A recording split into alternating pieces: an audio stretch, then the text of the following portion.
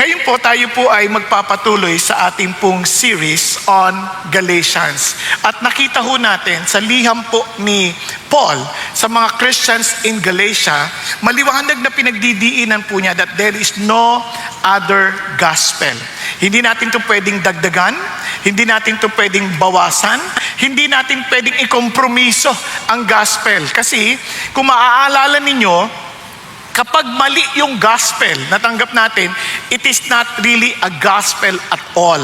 Yun po ay isang bagay na hindi natin pwedeng ipagwawalang bahala.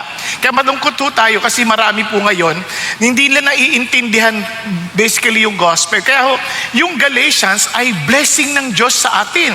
Kasi imagine kung 15 to 20 years after the death or the resurrection of Jesus Christ, nangyari ito sa Galatia, how much more now in 2025, di ba?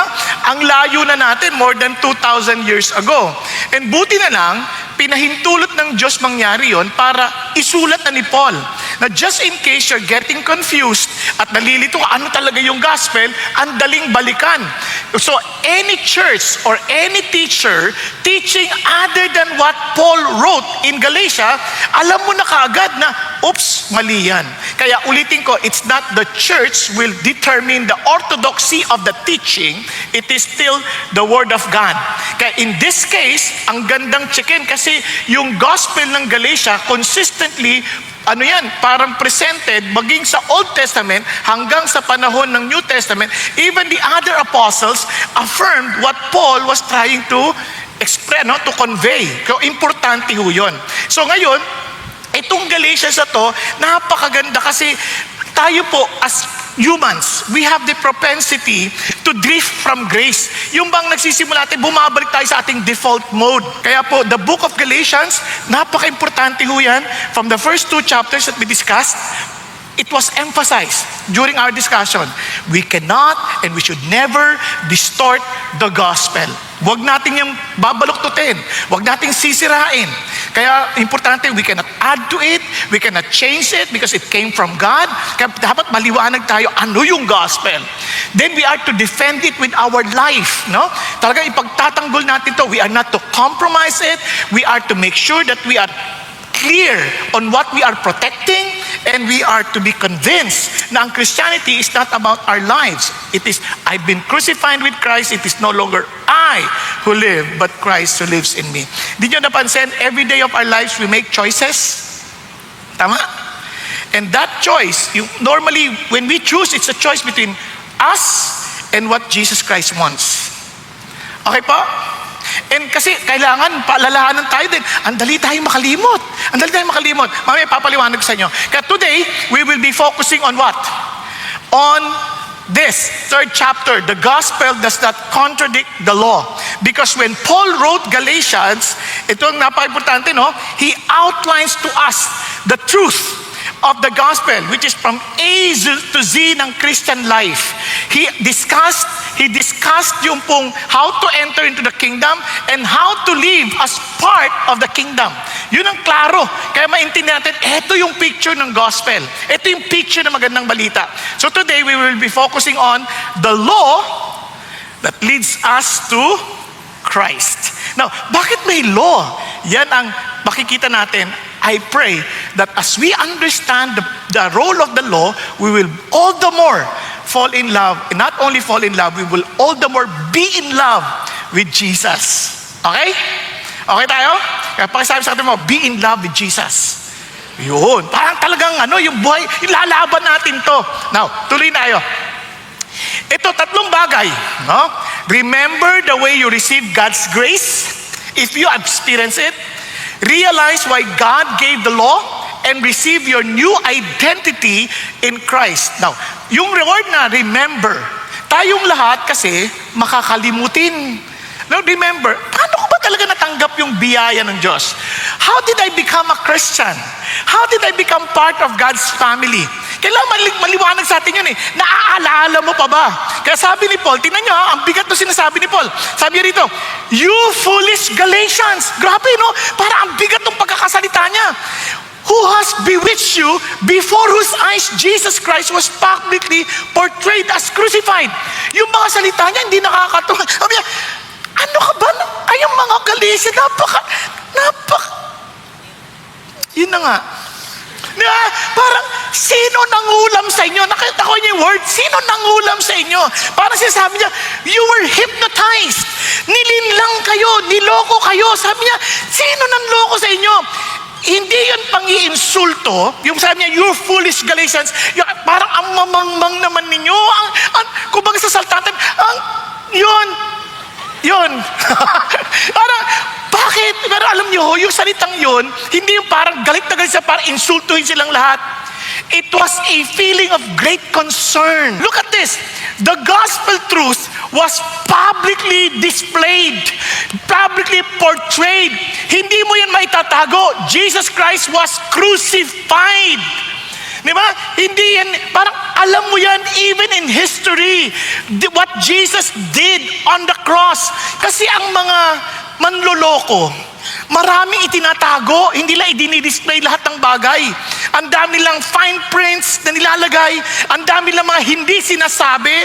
Marami siya, kaya yung term ni Paul, doon sa first chapters, at the first 2 chapters, ang sabi niya, they sneak out. Pumasok sila ng palihim.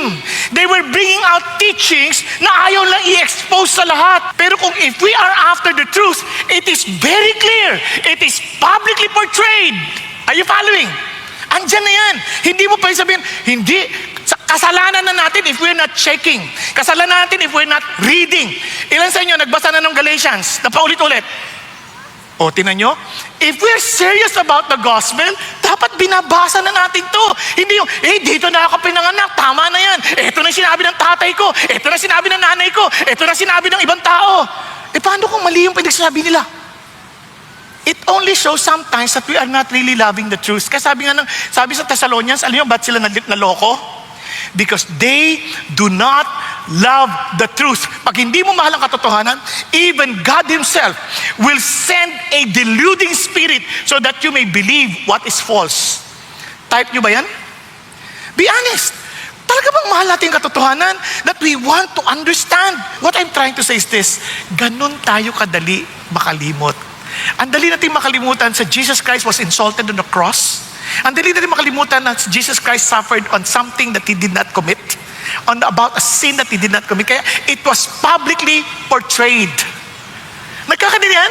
Kaya tayo agad apektado. Kaya mapansin nyo, balik-balik tayo. And I praise God na yung God salvation is really by grace, not based on our performances. Kasi kung performances lang na to, wala na tayong pag-asa. Hindi na tayo magiging Christian. Hindi na tayo maliligtas. Not one of us will be saved. Di ba? Okay ba yan? O, tuloy tayo. Tingnan niyo ha. This is the only thing I want to find out from you. Balik tayo ulit. Did you receive the Spirit by the works of the law? Or by hearing with faith? Para sinasabi niya, ang sinatanong niya, nung naging Christian ka ba? Dahil sa mabait ka? Dahil sa mga pinagagawa mo? O dahil sa nanampalataya ka na si Jesus Christ died for you? Hindi na sinasabi niya, obviously the answer is, it was by faith. Tama? It was by faith. Parang it's a question, parang answerable by, it was by faith. Parang sinasabi niya kagad, malinaw na, di ba? Pero bakit tayo ganito? Bakit kailangan ng Espiritu? Remember in Romans, kung naalala pa ninyo yung ating aralin doon, no one can ever please God unless the Holy Spirit is in him. And everyone who does not have the Spirit of God does not belong to Him. Kaya ang Christianity is evident by the Spirit of God. Nakuha natin. Kaya it is a supernatural life. It is not something na inimbento natin. You become, your being has changed because of the presence of the Spirit of God. Kaya nga, I've been crucified with Christ. It is no longer I who live. Paulit-ulit yan eh. Now, balik na tayo dito. It's by faith. Natuloy pa tayo. Sabi niya, are you so foolish? Have you having begun by the Spirit? Are you now being perfected by the flesh? Parang ganito, nagsimula ka sa Espiritu, nagsimula ka sa by faith, pagkatapos sasabihin mo, ikaw nang bahala para i-maintain mo kung ligtas ka o hindi. Ganun ba yun? We cannot perfect it on our own flesh. Kaya nga sabi ni Jesus, I am the author and the perfecter of your faith. Nagkakanin yan. Hindi kumbaga, nagsimula ako kay Jesus, tapos ako nang bahala magtutuloy. Kapag hindi nag-fail ako, I'm dead. Hindi ganon. Pag sinimulan ni Jesus yung buhay, bubuin niya. Kaya sabi din ni Paul sa Philippians, what He began, He will complete it until the day He comes. Tama? Nakuha ninyo? Kaya nung naging Christian ka, nagwo-worry ka, Lord, tanggap mo pa ba ako? Mahal mo pa rin ba ako? Anak naman, minahal ba kita dahil kaibig-ibig ka? Remember, you love me because I first loved you. Minahal kita, sukdulang ka ng sama noon, naalala mo? Ngayon namatay na ako sa iyo, sabihin mo, hindi na kita mahal? Pwede ba magbago pa yon? Kung yung wala ka pang napapatunayan, minahal kita eh. Ngayon pa, magbabago ang aking pagtingin sa'yo? Dapat konbinsido tayo. Kasi bakit? Kasi that is exactly the point. Obviously, we began by faith, we received the Spirit, then we experience the miracles and transformation of the Lord. Di ba? Kaya then, sabi niya, does He provide you with the Spirit and work miracles among you? Do it by the works of the law or by hearing with faith? Di ba? Kasi ang yung mga nag-i-sneak out, sinasabi nila, okay, gusto niyo talaga ma-experience yung fullness ng God, salvation ng Diyos, you need to be circumcised. That's based on the covenant law ng mga Hudyo. You need to follow this, mga rituals. You need to follow this, laws. Dapat, to earn. There's nothing wrong about those laws. Ang problema, you have to do all of this para ma-earn mo yung favor ni God. And sabi ni Lord, hindi nga ganun eh. You already earned it. Nasa iyo na yun eh. Bakit ka pa maggagawa na naman ng kung ano-ano para lang makuha mo yun? Hindi. If ever you will do what is morally correct, it was just because it is part of the nature of a new Christian, of a new being. Part ng being yun, pa hindi mo mababago yun. Kaya yun ang sinasabi ng Lord. These miracles, na-experience nyo ba yan? Because of the law or because of by faith? Are you following? Kaya sabi na niya, kaya tama sabi ni Timothy Keller, the gospel is not good advice. It is good news. What kind of news? About Christ has already done. Ginawa na lahat ni Christ para sa iyo at para sa akin. Amazing, no? Di ba kayo nagpapasalamat niyan? Yung confidence mo that you will be with God in eternity, ay hindi na yung dahil sa nagawa mo, kundi, thank you Lord for accepting me for who I am. Amen po? Nakakapagod ho yung lagi tayong trying hard. Kaya nga tama yung invitation ni Jesus, come to me, those who labor and heavily laden, and I will give you rest. Learn from me, for I'm humble and meek. Wow! Take my yoke upon you, for my yoke is easy, and my burden is light. Even si Abraham, ito amazing, no? Ngayon balik tayo. Kasi maraming tatanong, paano nung Old Testament? Ganun pa rin, hindi nagbago yan. Tingnan niyo. Even so, Abraham believed God and it was reckoned. Yung word na reckoned, parang accounting term na ibinilang na, inimpute na sa kanya na siya ay righteous. Ibig sabihin, siya ay ganap na katanggap-tanggap sa Diyos. Siya ay napawalan sala. Ikinonsider na sa kanya yon. Fully paid na siya, kumbaga sa ano. Kaya yun sabi niya, even so, kahit si Abraham, ang tagal na nun ah. Oo, sa totoo lang. Wala pang batas nung binabi ni Jesus yun, ni God yun sa kanya. Paano natin nalaman? Dito rin sa Galatians 3, talon lang tayo sa verse 17. What I'm saying is this, the law which came 430 years later does not invalidate a covenant previously ratified by God so as to nullify the promise. Nung binigyan ng Diyos sa kanya yung covenant, yung tipanan, pinangakuan siya ng Diyos ng kaligtasan, pinangakuan siya ng Diyos ng lupain, kung saan ang kanyang salinlahi maninirahan.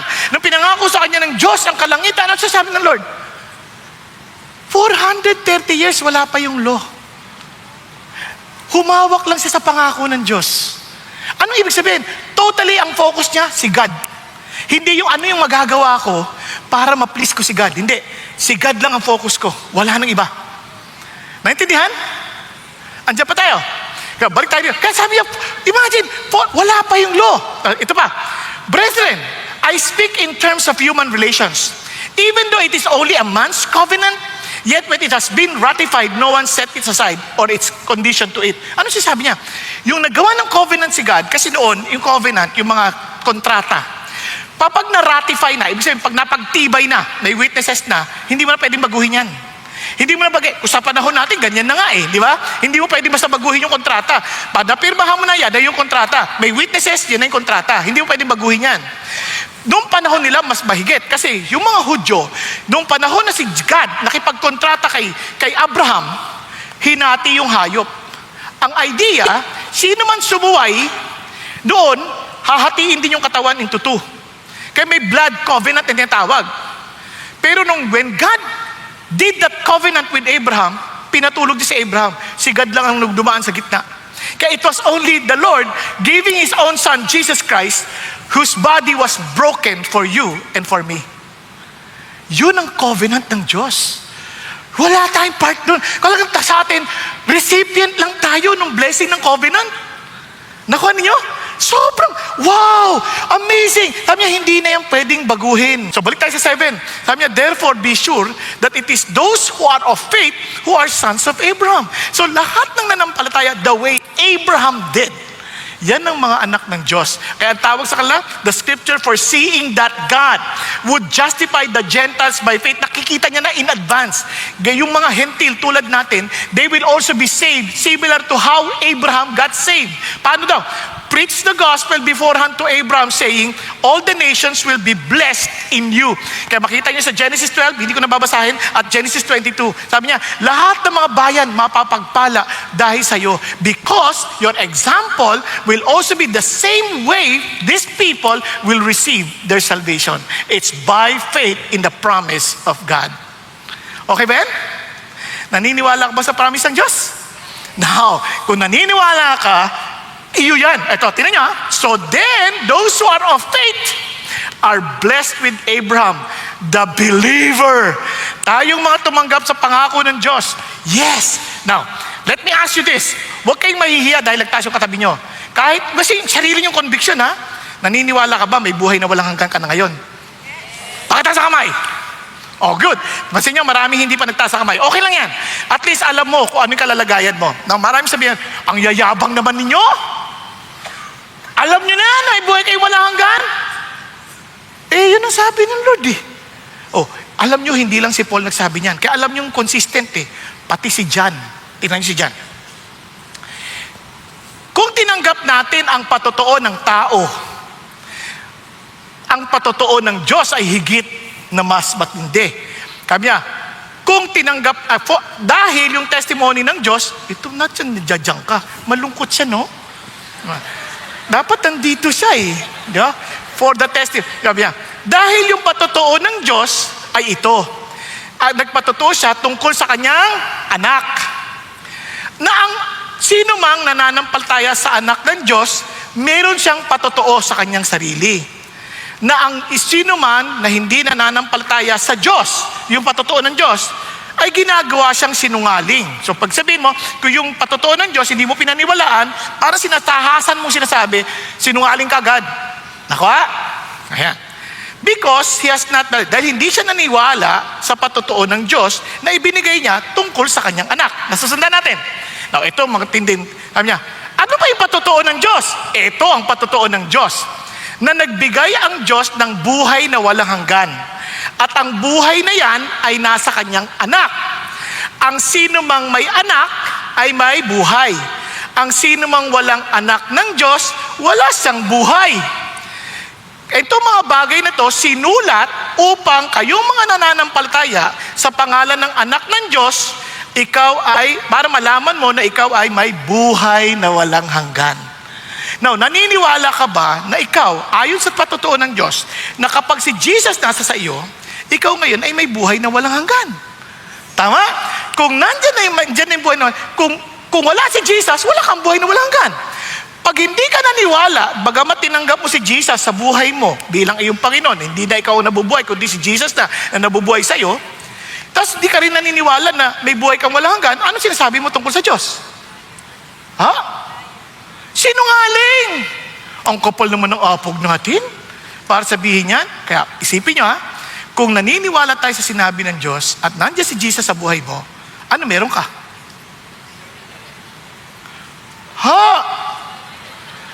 Buhay na walang hanggan. O, tanong mo yung katabi mo, ikaw ba naniniwala ka ba may buhay na walang hanggan ka? Nandiyan na ba si Jesus sa buhay mo? Yan ang tanong sa atin. Kasi kung wala si Jesus, kahit sabihin mo may buhay na walang hanggan ka, wala ka nun. Pero kung nandyan na si Jesus sa buhay mo at alam mo na si Jesus talaga ang Panginoon mo, alam ko may buhay na walang gano. Sabi ni Lord ang dami ko pa rin pagkakamali. Dapat lang na maintindihan mo, hindi tayo mape-perfect. Di ba, one day mape-perfect ka, pero in time, sa Lord na yon. Pero, ang mabagay, hindi ka sinless, but you will notice something new. You will sin less, and less. Amen po? Kaya, paano ko nadadapa pa rin? Normal lang. Kahit yung baby, anak ko, nadadapa naman yun nung una, nung baby pa lang siya Kahit matanda na nga, nadadapa pa Tama? So, hindi na ba siya tao dahil nadapa siya? Hindi ko na ba siya anak dahil nadapa siya? Hindi. Anak ko pa rin siya. Ang iba lang, ibabangon ko pa siya bilang tatay ko. Halika anak.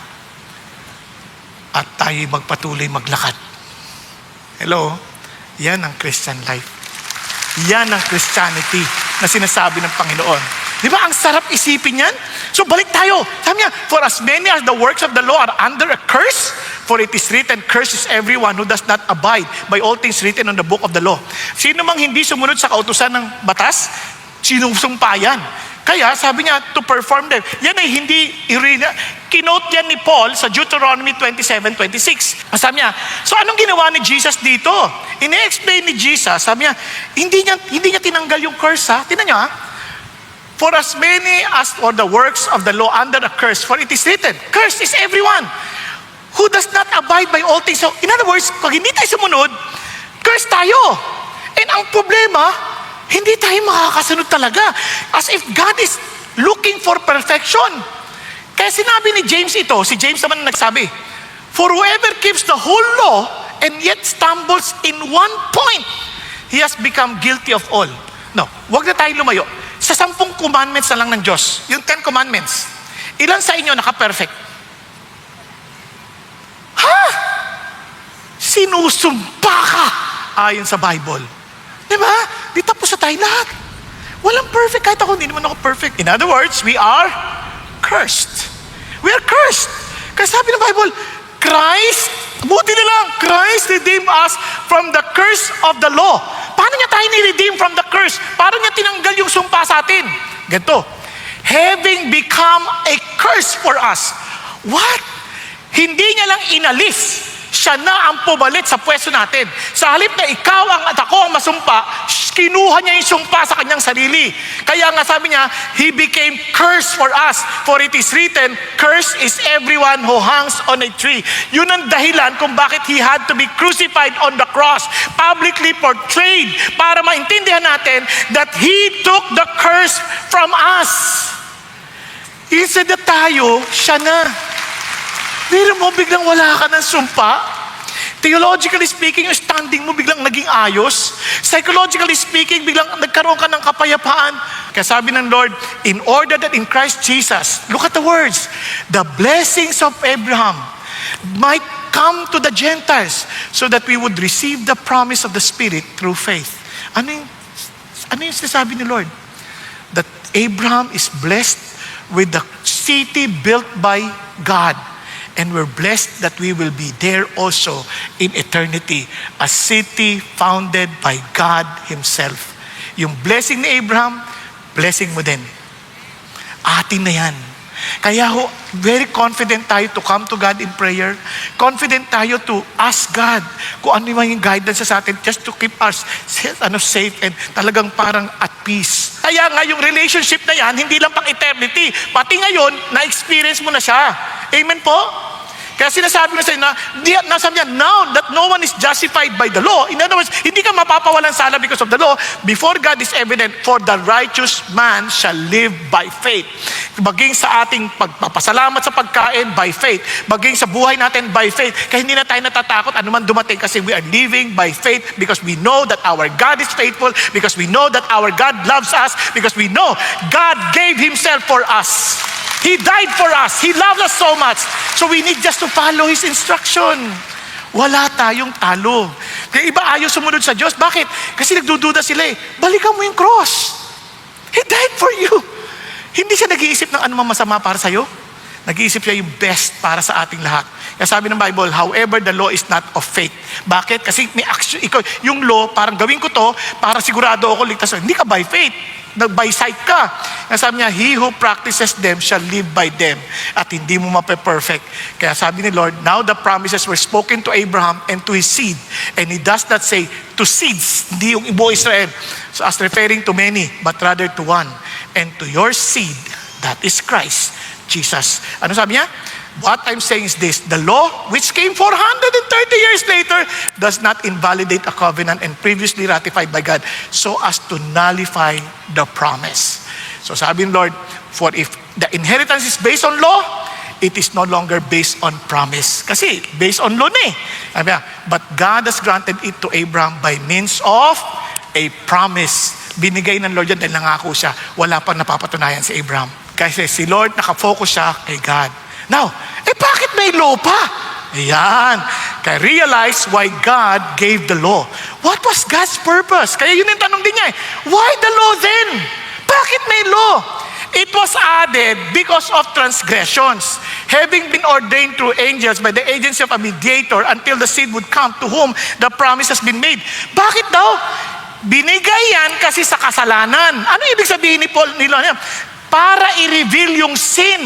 Kasi kung wala yung law, hindi natin malalaman na makasalanan tayo. Hindi natin malalaman na tayo, rebellious tayo sa Diyos. Pero what I'm trying to say is this.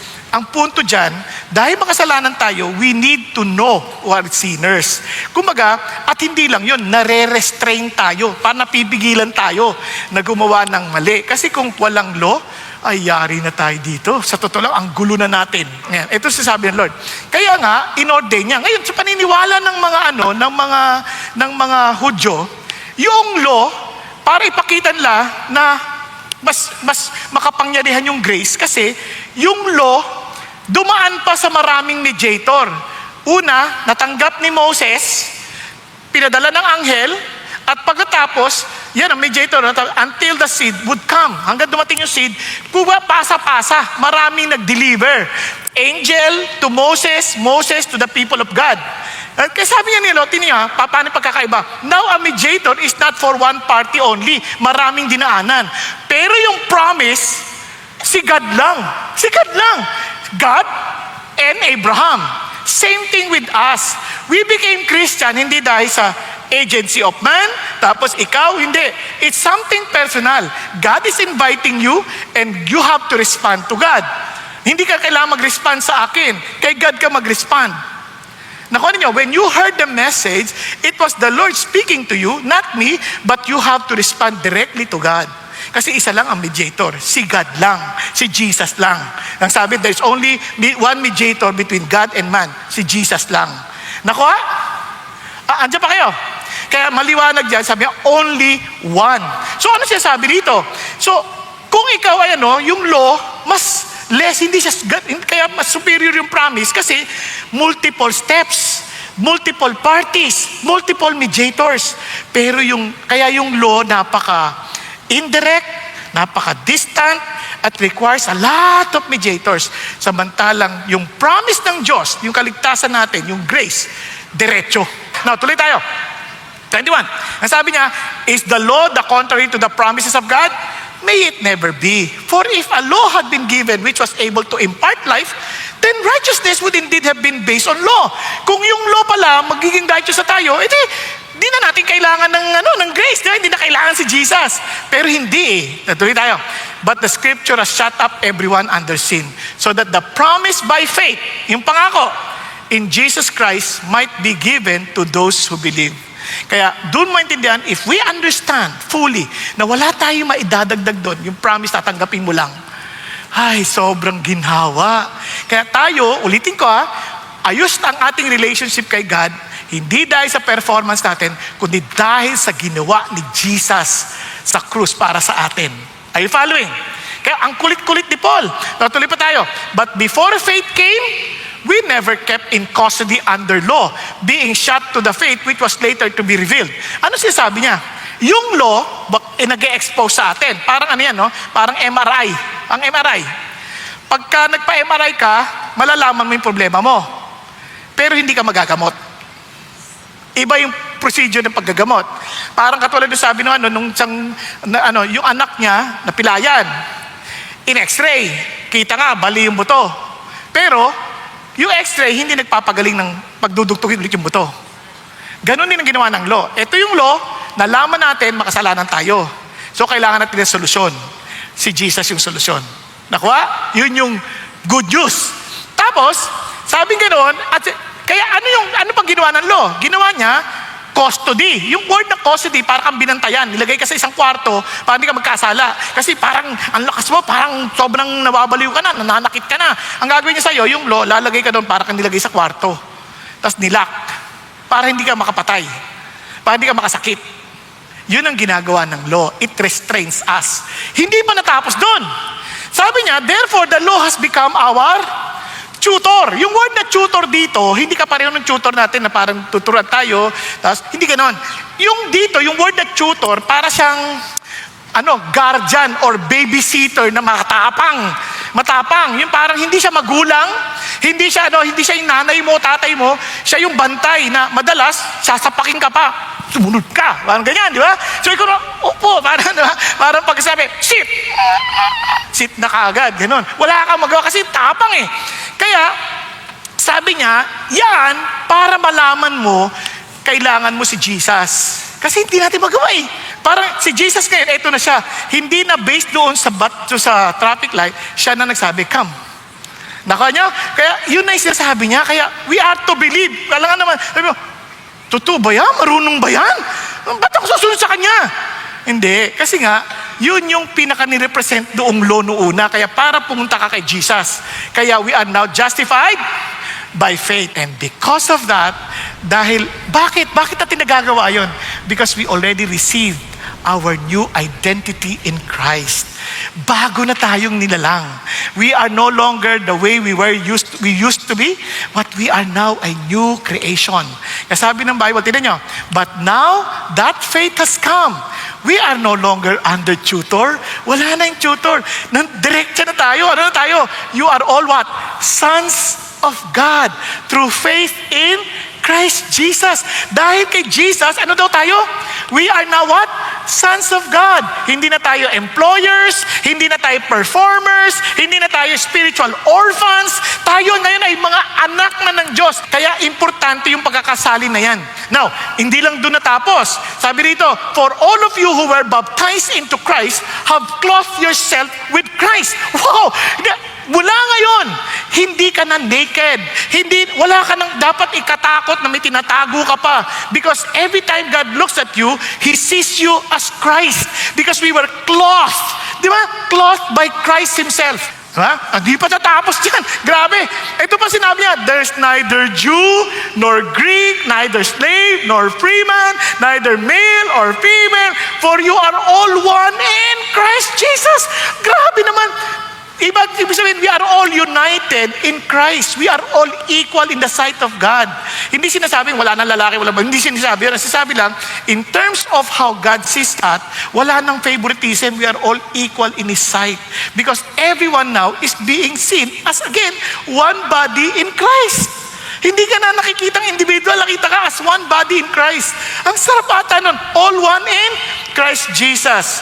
Kaya yung identity natin, hindi na tayo, because kung tayo lang, I-A-N, I am nothing. Now we're Christians. Di ba? Because of Christ. I am nothing, but in Christ, I have everything. Amen po? And praise God. And if you belong to Christ, then you are Abraham's descendants, heirs according to promise. Everything promised to Abraham is ours. The blessings, righteousness, inheritance, we are not just forgiven. We are adopted to royalty. Hindi ka lang pinatawad. Sabi niya, part ka na ng family namin. You belong to this royal family. Amen? Tayo pong lahat ay yumuko at pumikit sandali. Mga kapatid, no amount of words can convince you unless the Spirit of God speaks to your heart. And and He will testify to your heart and bears witness to your spirit that you are a child of God, you'll never understand what it means to be with God.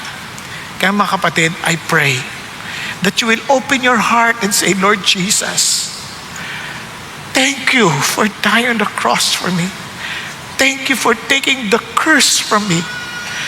Thank you for giving me a new identity in you, that I am no longer a slave. I'm not here to perform. I'm not an employee. I am your child. You are my Father. Thank you, God. Thank you, Lord, that your love for me will never change. And that freedom will give us all the courage, the boldness to tell the world about this good news that God is offering to everyone, and hoping that they too will be part of God's family. Are you convinced that you're part of His family? If you're not, be humble. Say, Lord, I'm sorry. I'm sorry, Lord, for doubting your promises. I'm sorry, Lord, for trying my best to perform, trying my best to be accepted by you. Lord, sorry. But now, Lord, I believe. I want to declare my belief. And friends, if God's speaking to you and you want to declare your belief in God, raise your hand to the Lord. Be honest to God. Lord, sorry for trying my best to be acceptable before you. But now, Lord, I declare that you alone are my Savior. I declare that you alone are my righteousness.